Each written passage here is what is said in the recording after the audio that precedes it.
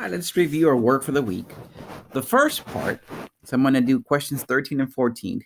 We learn how to write a fraction as a decimal. So we're going to write it as a decimal. Then we're going to round it to the hundreds place if necessary. Hundreds, we learned that sounds like 100. 100 has two zeros. So I'm going to round it to two decimal places if necessary. Then my second part, we're going to start with a fraction. You guys see questions 15 and 16. And we're going to write it as a percent. Okay, so first part, how to write it as a decimal. I showed you guys two methods. One of them was using division, and the other method was using the denominator, the number at the bottom. I'm going to review both cases. All right, let's take a look at number 13. Let me use division. The numerator, the number on the top, I'm going to write it inside a little box. Then the denominator, the number at the bottom, I'm going to write it outside the box. Now, my 1 in the inside has a decimal point. I'm going to bring it up. More than likely, my answer has a decimal point since I'm asking to write it as a decimal. All right, so let me start. How many times does 20 go into 1? Well, 0 times because 20 is bigger. Right, 20 times 0 is 0. Let me subtract these. 1 minus 0 is 1. Bring down the next number. I have as many zeros as I need after the decimal point. So let me bring down the next number. Then I ask myself, how many times does 20 go into 10? Well, 0 times because 20 is still bigger than 10. Okay, 20 times 0 is 0. When I subtract this, I get 10. Now let's bring down the next number. Like I said, I have as many zeros as I need. Now, how many times does 20 go into 100? Now, 20 is smaller than 100, so 20 will go into 100. How many times? I'm going to multiply 20 by something. I'm going to try to get as close as possible to 100 without going over. So let me multiply 20 times 5. 20 times 5 happens to be 100.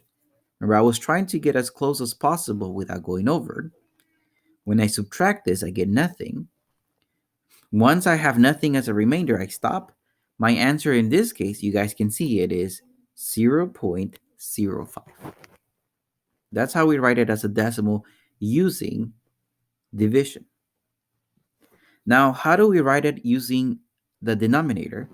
Now, my denominator is basically the number at the bottom, right? We can use division if we want, but I'm going to review how to write this using the denominator. I want the number at the bottom to be a 1 with zeros. So I want the number at the bottom to be either 10, 100, 1000, anything as long as it's a 1 with zeros.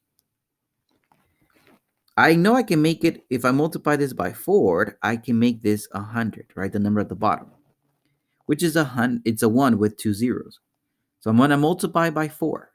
Whatever you do at the bottom, make sure you do it on the top as well. 21 times 4. I know how to multiply it using little boxes. 21 times 4. Cut each of my squares in half. My first square is 2 times 4. The second square is 1 times 4. When I add the digits on my rows, is basically I get 84. So 21 times 4 is 84. Now that I have the denominator, the number at the bottom, which is a 1 with zeros, I'm going to use the number on the top. 84 is part of my answer. Now looking at the denominator, it has two zeros. So my answer has two decimal places, which means how many numbers after the decimal point? I have two numbers after the decimal point. So let me put my decimal there. If I see nothing in front of the decimal point, let me fill that with a 0. So my answer will be 0.84. So when I ask you to write it as a decimal, either divide like we did in number 13 or use the denominator like I did in question number 14. It doesn't matter which method you use. Now let's review how to write this as a percent. I start with a fraction and I'm going to write this as a percent. Let me review both cases. Like first thing is I want to write this as a decimal. I want to write it as a decimal, and from my decimal, I'm going to write it as a percent. So let me review both cases on how to write it as a decimal. Let me review division. I'm going to go 2 divided by 5 after my 2 decimal point. Now, I ask myself, how many times does 5 go into 2? Well, 0 times because 5 is bigger. So 5 times 0 is 0. When I subtract this, I get a 2. After the decimal point, I have as many zeros as I need. Let me bring down the next number. Then I ask myself, how many times does 5 go into 20? Well, it goes in 4 times because 5 times 4 is 20.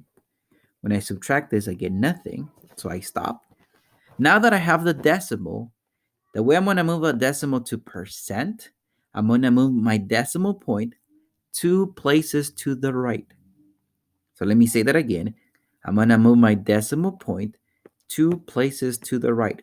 Add any zeros if you need to. In my case, I do need an extra 0. I need to move my decimal point 2 places to the right. So my answer happens to be 40%. Don't forget the percent symbol. Get the decimal point first, and then move the decimal point 2 places to the right. All right, let's review one more question. Question number 16. I'm going to do decimal using the denominator. Remember, I want the denominator to be either 10, 100, 1000, anything as long as it's a 1 with zeros. I know I can do this by multiplying top and bottom by 5. 2 times 5, I get a 10 at the bottom. 1 times 5 on the top, I get a 5. So my answer does have a 5, the number on the top. Based on the number at the bottom, right, there's only 1 0. So that means my answer only has 1 decimal place, which is 1 numbered after the decimal point. All right, now that I have the decimal numbered, I need to move this 2 places to the right. Add any zeros if you need to. Move the decimal point 2 places to the right.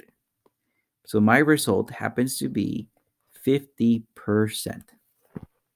So to write it as a percentage, the fraction, write it as a decimal number first, and then move the decimal point 2 places to the right.